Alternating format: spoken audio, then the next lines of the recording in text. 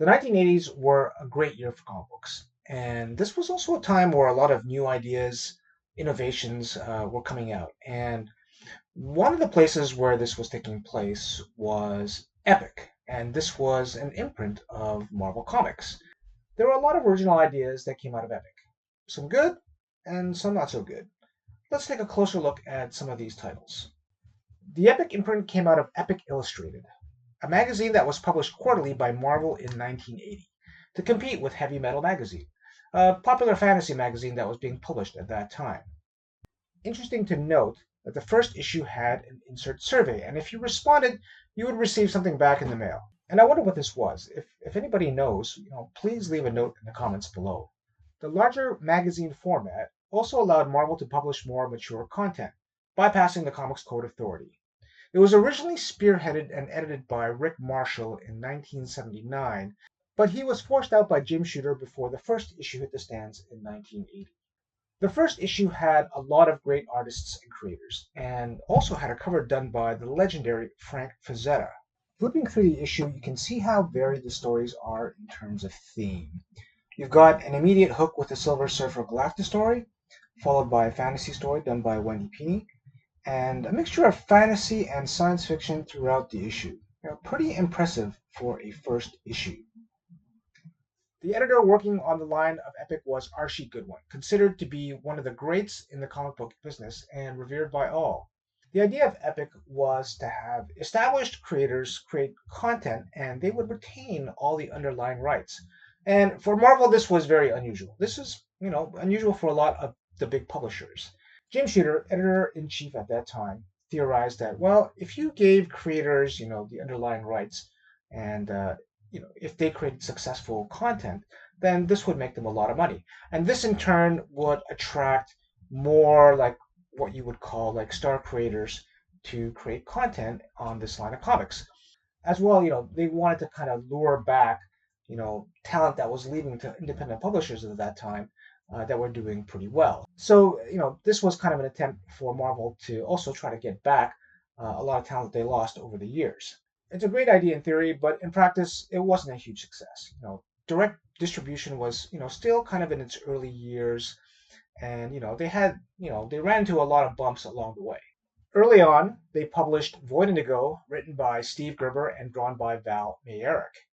While the violence in it wouldn't make people blink today, it caused a pretty big stink when it was published. I remember reading a full-page article in our local newspaper denouncing the violence in comic books, and they actually singled out, this title, Void Indigo. It only lasted 2 issues because the amount of backlash Marvel received from the series was just too much of a headache to deal with. Another series that received a good amount of praise as well as controversy was Moonshadow. What's interesting about this trade paperback? Notice the publisher? This is actually not Marvel, but DC. You're asking, wait a minute, what does Moonshadow, the series published by Vertigo, which is, essentially DC, have anything to do with the Epic line of comics? It was actually published years before by Epic in single issues. And this is actually a really good trivia question. What is a title that had the same content published both by Marvel and DC? And it's Moonshadow. Another thing that you may not have known, Moonshadow is also one of the only kind of direct offerings where Marvel actually accepted returns. And the reason why, because this series also had a number of controversies. Some of the content inside, really upset people. And again, it's pretty tame by today's standards. But back then, it was just a different time.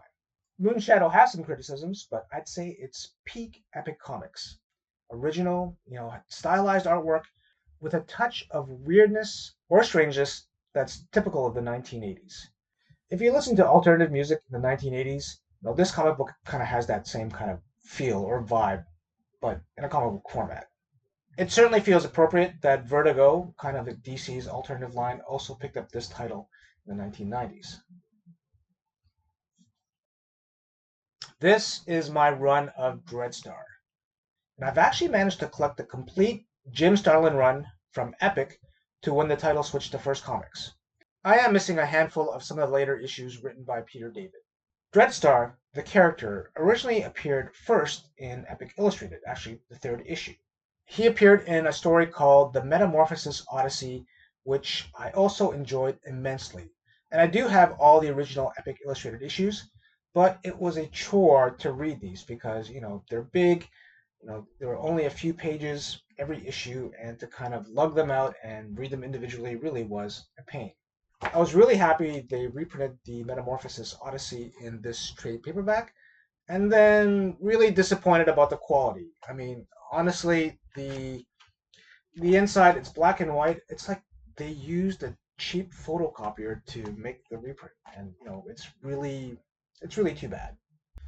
Epic also reprinted The Price, which is my single favorite story in this cosmic epic, which details the origin of Syzygy Darlock. A viewer has told me to search out the original, published by Eclipse, as the original black and white version is beautifully done. I really should, because it's one of my favorite comic books of all time. Dreadstar was Epic's flagship title and would last up until number 26, when Jim would jump to First Comics at a pivotal issue in the storyline. Interestingly, the reason why Jim left Epic was because of bookkeeping. He simply just wasn't getting paid regularly for his work on Red Star. And, this would change when he went to First. It feels kind of strange to say that, Marvel, a pretty big established company, would have difficulty paying its talent. But, this was a different time. How can I explain Dreadstar? It's like Star Wars, Battlestar Galactica, and Fistful of Dollars all roll into one. Well, it's more than that, but really it is a science fiction epic story that's, explosive, stressful, like tragic. It has all these wonderful elements, and it's a really good read. There are some like criticisms toward it, but for me, it's one of my favorite reads, one of my favorite series. It's funny. I mentioned Void Indigo before and how it was essentially canceled because it was too violent. There's an issue in Dreadstar, like number 8, where he's up against an opponent and he decides to beat the opponent to death with a chain.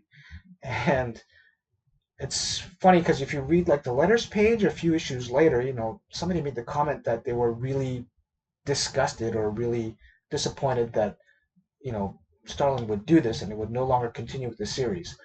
And I thought, that's really tame compared to the stuff that's out these days. And it was just a different time, and kind of interesting just to see how much comic books have changed and how our attitudes towards this kind of stuff has changed too.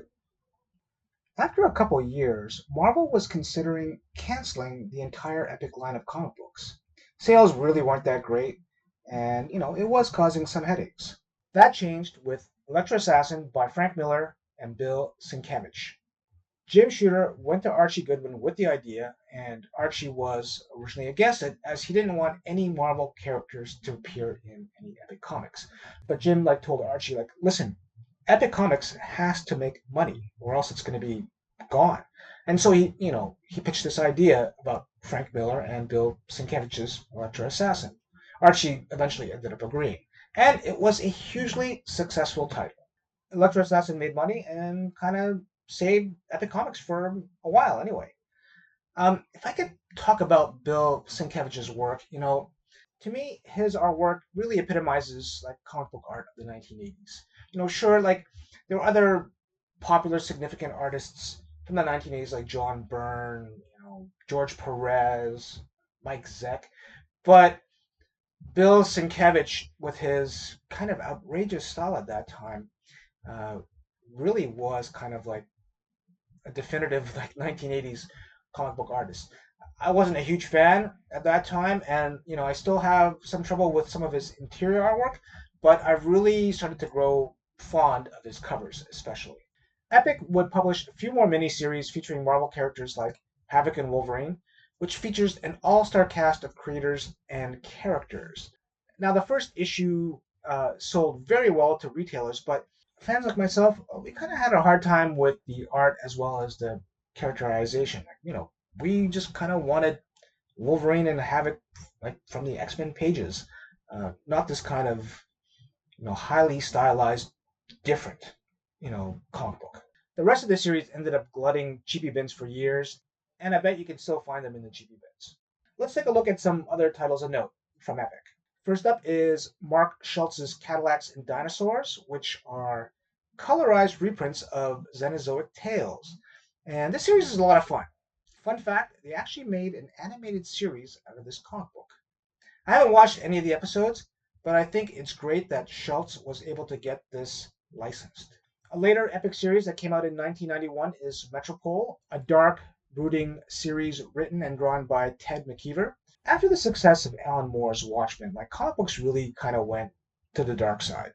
There are plenty of other comic book series that, went this way, and this is one of the better ones to check out. But, now that I think about it, I didn't read too many of these because I just kind of found them sad and depressing. More strange, weird, and not so great is Boz Chronicles. Anybody remember this? This stuff was more typical of the stuff coming out of Epic comic books at that time. Interestingly, and arguably the most successful and longest running title that Epic ever published, also hit the newsstands, was Gru. And fun fact, Stan Sakai of Usagi Yojimbo fame did the lettering for Gru. As a side note, Gru is a hyper-violent comic book. Granted, the way Aragones illustrated it makes it, really comical, but man, there are a lot of people getting flayed and stabbed by Gru all the time, and almost always by accident. Very good title. I would recommend just reading them in smaller doses. There are other titles definitely worth mentioning. You have Carl Potts's Alien Legion, Steve Englehart's Coyote, Doug Mensch and Paul Gullissy's Six from Sirius, Clive Barker's Hellraiser. There's certainly a lot to choose from, and they're really worth investigating. So much weird and wonderful stuff that came out of Epic.